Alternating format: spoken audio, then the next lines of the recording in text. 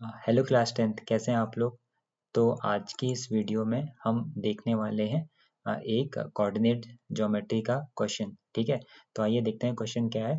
Question है find the find the centre find the centre of the circle passing through 5, -8, 2, 9 and 2, 1। ठीक है, तो आइए इस क्वेश्चन को अब हम यहाँ पे देखने वाले हैं। तो खास बात क्या है, पहली बात, इस क्वेश्चन में हमें एक दिया हुआ है सर्किल। ठीक है, तो मैं यहाँ पे मैं एक बना लेता हूँ एक सर्किल। ठीक है, ये है मेरा एक सर्किल। ठीक, अब इस सर्कल पे कितने पॉइंट हैं? मुझे 3 पॉइंट दिए हुए और मुझसे बोला है आप इसका सेंटर बताओ। देखो, सेंटर कहीं यहाँ पे होगा, आप मानते हो, और सेंटर के मैंने कोऑर्डिनेट मान लिए अपने मन से x, y। ठीक है, ये मैंने सेंटर के कोऑर्डिनेट मान लिए हैं। अब इसमें इसमें इस सर्कल पे 3 अलग अलग पॉइंट है। तो वो पॉइंट क्या है? 3। एक पॉइंट है 5, -8। देखो, कोई कंडीशन तो दी नहीं हुई है, तो हम उन्हें कहीं पे भी बना सकते हैं। ठीक है, चलिए देखते हैं। तो एक पॉइंट मैंने यहाँ पे बना लिया। इस पॉइंट के जो कोऑर्डिनेट हैं वो कितने हैं? 5, -8 इस पॉइंट के कोऑर्डिनेट है। दूसरा पॉइंट मैंने यहाँ पे ले लिया, इस पॉइंट के कोऑर्डिनेट है 2, 9। और तीसरा पॉइंट मैंने यहाँ पे ले लिया जो कि है 2, 1। ठीक है, कहीं पे बताया नहीं है कहाँ पे लेने हैं, बट आपको सर्किल की सर्कमफेरेंस पे लेने हैं। तो मैंने ये 3 पॉइंट ले लिए। अब आप बताओ, इस पॉइंट से इस पॉइंट के डिस्टेंस को क्या बोलते हैं? रेडियस। ये भी क्या है? रेडियस। और ये भी क्या है? रेडियस है। यानी कि इन तीनों जो मैंने यहाँ पे लाइन खींची है, तीनों ही रेडियस है और रेडियस इक्वल होती हैं। अच्छा, मैं एक काम करता हूँ, सेंटर वाले को, ठीक है, जहाँ पे ये पॉइंट है, इस वाले को पॉइंट को मैं मान लेता हूँ O, और इस वाले पॉइंट को मैं मान लेता हूँ A, इस वाले पॉइंट को B और इस वाले पॉइंट को C। ठीक है, तो आइए क्वेश्चन को स्टार्ट करते हैं। यानी कि मैं ये बोल सकता हूँ अपनी ऑब्जर्वेशन से कि जितना OA है उतना ही OB होगा, और जितना OA है उतना ही OC होगा। ये बात सही है ना, क्योंकि वो दोनों ही क्या है, उसकी रेडियस है। ठीक है, तो जितना OA होगा उतना ही OC भी होगा। अब एक और काम करते हैं, हमें डिस्टेंस फॉर्मूला पता है, तो मैं यहाँ पे इसको थोड़ा सिंप्लीफाई करने के लिए यहाँ पे ऐसा लिख सकते हैं ना कि जितना यहाँ पे लिख सकते हैं OA का स्क्वायर है वो OB के स्क्वायर के इक्वल होगा, क्योंकि नंबर इक्वल है तो उनका स्क्वायर्स भी इक्वल होगा। वैसे ही यहाँ पे OA का स्क्वायर किसके इक्वल होगा? ओ सी के स्क्वायर के इक्वल होगा। अभी ये हमने ऐसा क्यों किया? ताकि हम डिस्टेंस फॉर्मूले में वो स्क्वायर रूट हटा सकें। जैसे मैं एक बार फॉर्मूला लिख देता हूँ। डिस्टेंस फॉर्मूला ये होता था हमारे पास, P Q is equal to square root, ठीक है, square root x2 minus x1 का square plus y2 minus y1 का स्क्वायर। ये फॉर्मूला होता है। तो ये स्क्वायर रूट हट जाए, याद है, हम इसको ऐसे भी तो लिख सकते हैं, पी क्यू का square is equal to x2 minus x1 का square plus y2 minus y1 का स्क्वायर। तो देखो, ज़्यादा आसान रहता है जब हम स्क्वायर रूट नहीं लगाते हैं। ठीक, तो अब आप ध्यान से देखना, यहाँ पे OA का स्क्वायर करना है इज इक्वल टू OB का स्क्वायर। तो OA में जब आप ध्यान से देखना, यहाँ पे ये है मेरे लिए O, ये है, आप देख रहे हैं, ये है O और ये है A, ये A के कोऑर्डिनेट है। ठीक, तो मुझे ये ध्यान रखना है कि मुझे इसका डिस्टेंस फॉर्मूला यहाँ पे लगाना पड़ेगा। ठीक, तो आइए, तो यहाँ पे मैं लिखता हूँ 5 माइनस एक्स का स्क्वायर प्लस यहाँ पे हो जाएगा -8 माइनस वाई का स्क्वायर। ठीक है, इज इक्वल टू, अभी OB का स्क्वायर करना है, तो OB में यहाँ पे मैं लिखूंगा 2 माइनस एक्स का स्क्वायर प्लस 9 माइनस वाई का स्क्वायर। ठीक है, तो यहाँ पे क्या होगा, a माइनस बी का होल स्क्वायर से इसे खोलेंगे तो यहाँ पे आएगा 5 का स्क्वायर 25 प्लस x का स्क्वायर माइनस 10x। ठीक है, अब आगे देखते हैं यहाँ पे प्लस। अब आप इस वाले क्वेश्चन में देखो, इसको ऐसे लिख लो, देखना माइनस माइनस को कॉमन लिया 8 प्लस वाई का होल स्क्वायर। देखो मैंने माइनस को कॉमन ले लिया क्योंकि दोनों ही टर्म्स में माइनस था, ठीक, उसको बाद में खोल देंगे। अब यहाँ आते हैं, यहाँ फिर से a माइनस बी का होल स्क्वायर, तो 2 का स्क्वायर कितना होता है 4 plus x square minus 4x। ठीक है, a माइनस बी का होल स्क्वायर सबको पता है ना, a square plus b square minus 2ab। ठीक, अभी 9 माइनस वाई का होल स्क्वायर, इसको ओपन करेंगे, 9 का square 81 plus y square minus 18y। चलो आगे देखते हैं। अभी आप देख रहे हो, थोड़ा रुक जाएं या थोड़ा रुक जाते हैं, चलो इसको सॉल्व कर लेते हैं थोड़ा सा।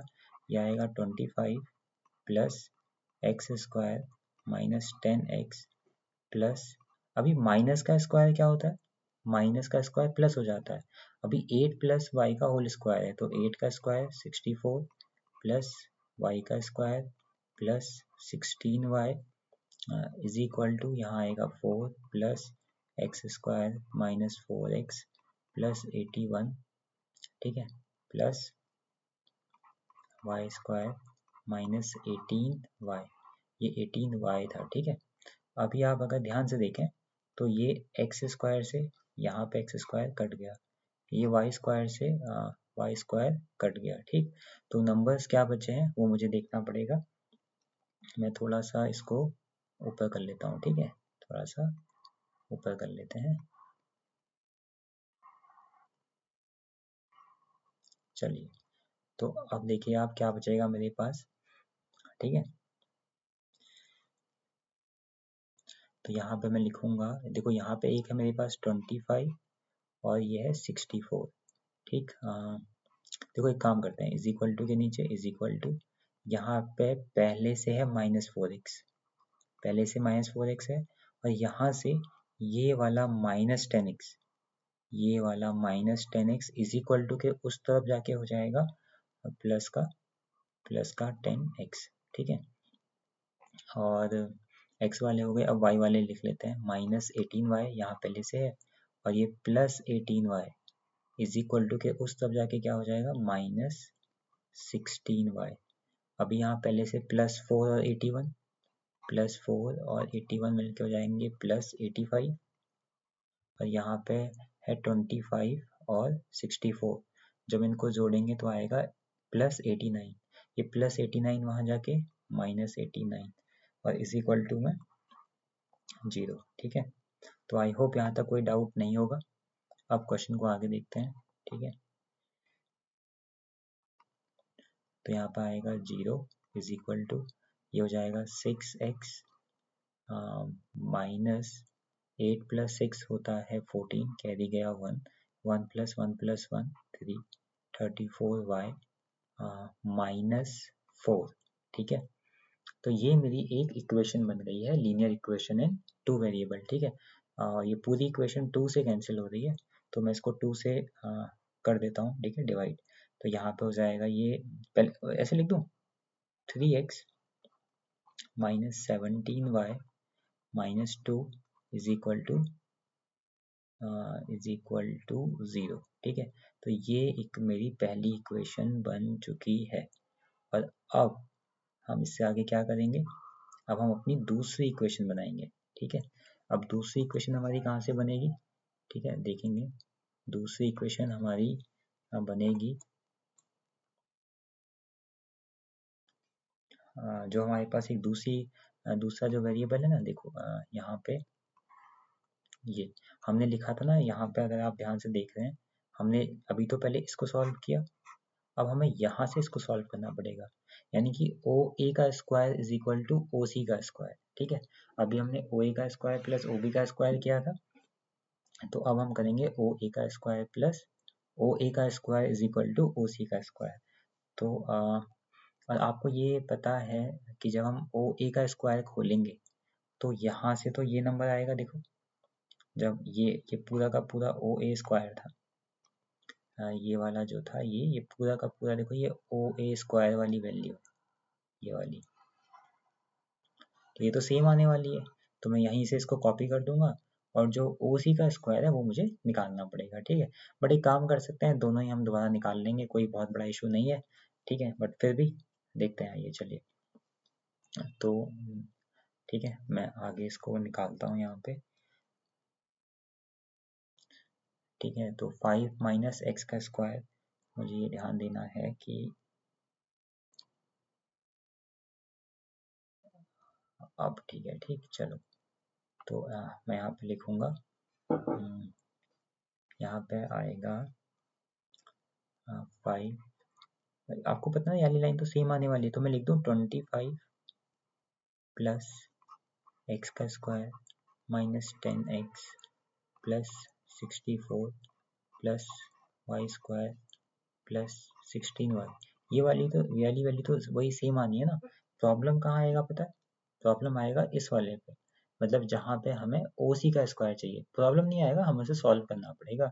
तो देखो क्या आएगा वहाँ से, अगर आप यहाँ देख पा रहे हैं, देखिए ये यहाँ पे वैल्यू क्या दी हुई है 2, और ये वाली वैल्यू कितनी दी हुई है 1। तो 2 माइनस एक्स का स्क्वायर 1 माइनस वाई का स्क्वायर, तो यही वाली वैल्यू मैं यहाँ लिख दूंगा, ठीक है। चलिए, तो मुझे यहाँ पे लिखना पड़ेगा, ठीक है, 2 माइनस एक्स का स्क्वायर प्लस 1 माइनस वाई का स्क्वायर, ठीक है। चलिए आइए इसको देखते हैं। तो जब हम इसको सॉल्व करेंगे तो देखते हैं तब क्या होता है। यहाँ पे मुझे चाहिए था ब्लू पेन, मैं यहाँ पे लिखूंगा, इसको एज इट इज लिख देते हैं, 25 plus x square minus 10x plus 64 plus y square plus 16y। जब इसको खोलेंगे तो ये आएगा यहाँ से 4 plus x square minus 4x plus 1 का square 1 plus y square minus 2y।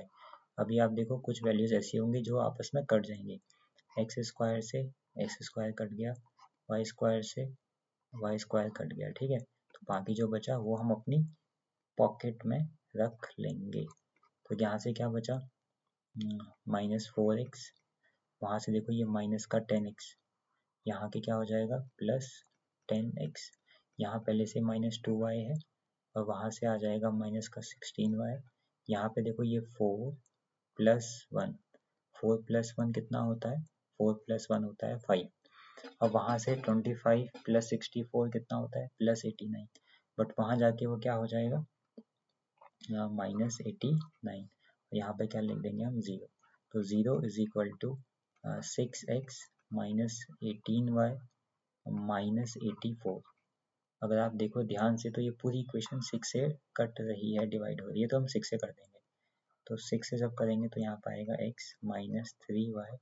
जब यहाँ से यहाँ पर 6 से करेंगे तो 6 1 जा 6 और 6 4 जा 24।